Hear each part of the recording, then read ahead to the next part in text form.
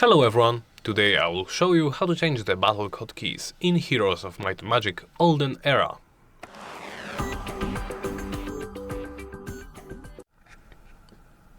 Let's begin by opening the settings menu. From here, navigate to hotkeys, then scroll down. Near the bottom should be the battle hotkeys. Here you can change some of them.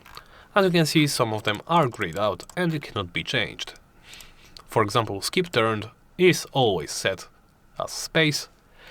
Alternative battle camera position is always under the scroll wheel. And of course, the select creature and hero ability are bound to the number keys. But you can change some of them. You can change the wait command to a specific key. Let's say I want this to end. I can open this, of course. I will reset this once more. As you can see, if it's empty, I can select a simple key on my keyboard, press it, and this will automatically input this and confirm. As you've seen me before, resetting this will delete this. But if you override, you can also override this without pressing accept.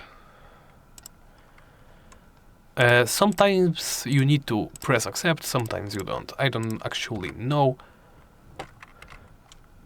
why this is, I guess. Anyway, I think we talked about how to actually set up the hotkeys. There are also the matter of saying which hotkeys you can actually change. There is the wait, skip turn, heroic strike, surrender, flee, battle log, and tactics phase, autoplay, remaining battle, switch to auto battle, alternative battle camera position. After you are ready and set up your battle hotkeys, hit accept to save the changes. If you are unhappy with the changes you made, you may always reset them to default. Warning, this will reset all hotkeys in this entire menu, so please be careful. After all of that, of course, you can close the menu. And that's about it. Thank you for watching, and please make sure to subscribe, comment and like the video.